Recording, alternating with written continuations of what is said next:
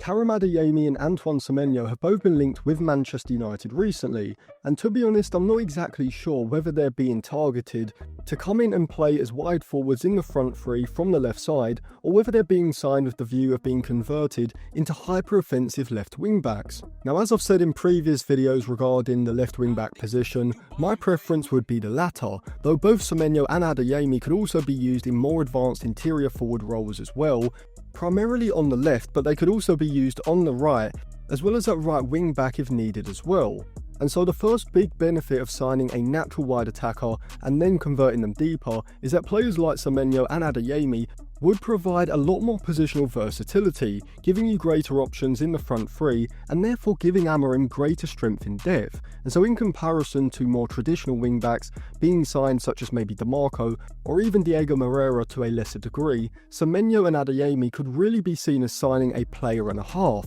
because they can be used in 2, 3 or even 4 different roles in the system. However, United would certainly be paying for it, as whilst the likes of Dimarco and Moreira would likely cost around the £25 to £35 million range, with Semenyo and Adeyemi, at least according to reports, being valued at around £60 to £70 million,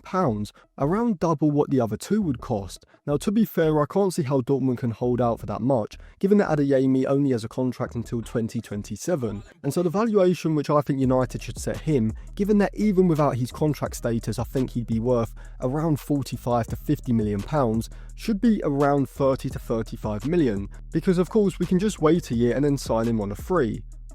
And so this brings me on to the question I'm going to start off by answering in part 1 in this video before coming on to the second part in another video, and that is, out of those 4 options I've just mentioned, who should Manchester United sign at left wing back? Or are there any other alternatives that United could consider? But in order to fully answer that question, we need to break it down into a few sub-questions, which I'm going to be answering in this video and in the second part, which should be out shortly. First of all, what exactly do each of these players offer United in that left wing-back role, both tactically and statistically? Secondly, which of their skill sets is better for the balance of the system, but also for United's squad in general? And thirdly, whether the significantly higher cost and reliance on a successful position conversion makes a move for Semenyo or Adeyemi too risky for United compared to signing one of the other two players who already have experience in a wing-back-full-back role for between 40 to 60% of the cost. But before I break down all of that, if you want to check out any cheap, good quality football jerseys,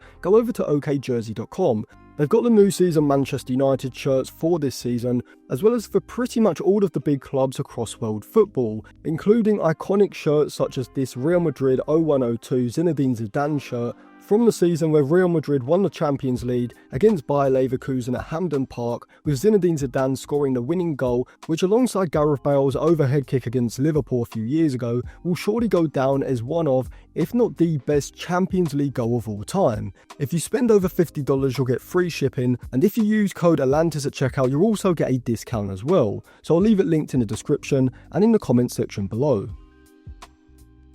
So what would each of these players offer at left wing back? Well, Dimarco and Diego Moreira would offer previous experience when it comes to playing in a fullback or wing-back role in a defensive line. However, whilst of course at this point in time both players are going to be better defensively than either of the other two wingers, neither Moreira, but particularly not Dimarco, are wing-backs who excel defensively, aerially or physically. Statistically, you can see that Dimarco, both this season and last season, ranks incredibly low for the volume of defensive actions and duels that he completes, with Diego Moreira's defensive output and percentage win rates being significantly higher than Dimarco's, which may seem strange considering Dimarco is probably the most natural wing-back of the 4 players. Semenyo, on the other hand, whilst it is in comparison against attackers and not fullbacks, still looks very impressive defensively, both in terms of volume and percentage completion rate, with his aerial and duel winning ability, statistically and from the eye test, being attributes that he specialises in when compared to other wide players, giving him a significant advantage over Adeyemi, Moreira and also Dimarco. Whilst Adeyemi is rapid, if he was to move to the Premier League, I think physically there would definitely need to be a period of adaptation and significant work done to improve his upper body strength and also his use of it in duels, as when watching Premier League football in comparison to the Bundesliga, one thing that stands out to me is the greater amount of physical contact that attacking players experience in offensive duels where they're either carrying the ball into space or looking to dribble past players in tighter areas, let alone in defensive situations.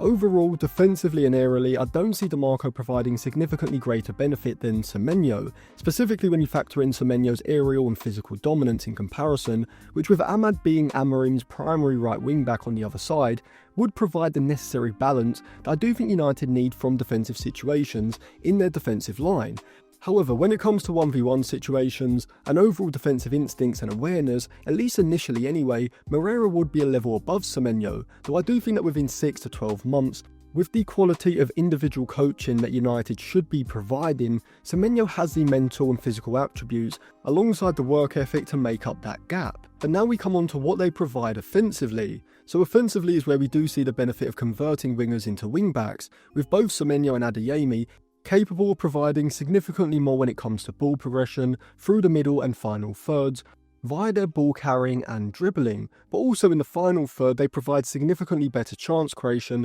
and goal scoring output, which you can certainly see statistically. Last season, Semenyo's ball progression output via his carries and dribbles was truly elite, ranking in the low to mid 80th percentiles for the volume of his carries and dribbles, whilst also ranking in the low 90s for the percentage of dribbles he completed as well. And likewise, Adeyemi is a notable carrying threat, as his ball carrying frequency and progressive carries from last season show. However, what is evident both from the eye test and statistically is that he is less reliable with his dribbling compared with Semenyo, with the Bournemouth man having superior close ball control and physicality, which makes him far more secure and harder to dispossess in these type of offensive duels, compared with Adeyemi, who is far more reliant on quick transitional attacks, where the space is maximised for him to carry the ball into, avoiding this type of physical contact. Looking for a wing-back who excels 1v1 in the final third when United are looking to break down a compact defensive shape, Semenyo is definitely your best bet when you're looking to create these 1v1 isolations. And in comparison to Moreira and Dimarco, Semenyo still reigns as the best carrier and dribbler of the four, though Moreira, having been converted to a fullback from a winger role, has a sort of trickery, close ball control and assertiveness in 1v1 situations that Dimarco doesn't have, which you can see statistically as both this season and last season, Dimarco sits below the median for both his ball carrying and dribbling output when compared to fullbacks, let alone wingers. However, Dimarco is definitely a better chance creator in comparison, not just to Moreira, but also to Adeyemi and Semenyo as well.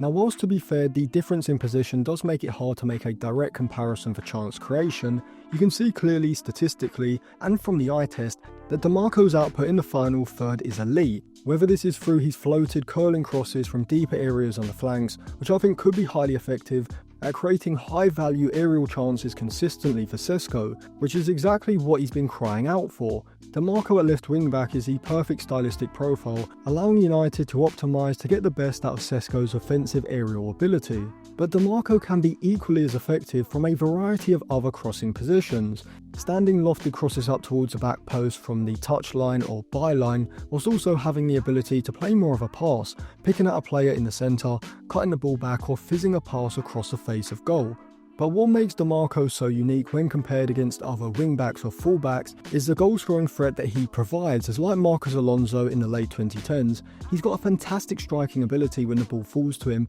in and around the box, even under pressurised situations, because not only does he have the technique to get the ball under control quickly and shift it to work the angle, but also an immaculate shooting technique, whether this is a shot from the ground, arrowed hard and low into the bottom corner or fired with power into the roof of the net, whilst also showcasing his ability to score spectacular volleys, either first time or set up with a control, coming around the back post or backing up play around the edge of the box. And so as you can see from my analysis so far, the stylistic variety amongst these four players is diverse, And so in the follow-up video, which will be part 2 to this episode, I'm going to be comparing these players a lot more directly, specifically focusing on the pros and cons of all of these 4 players in comparison to the other, before coming to a conclusion of which of the 4 would be the best option for United to sign, given the significant disparity in their likely valuations. So make sure you subscribe to the channel and give the video a like so YouTube is likely to recommend you that video if you are interested. Let me know your thoughts on who United should target at left wing back in the comments, and if you want to check out any cheap, good quality football jerseys, go over to okjersey.com. You can use code ATLANTIS at checkout for a discount. I will leave it linked in the description and in the comment section below, and if you want to check out some of my other videos, I'll put some on the end screen for you to check out as well.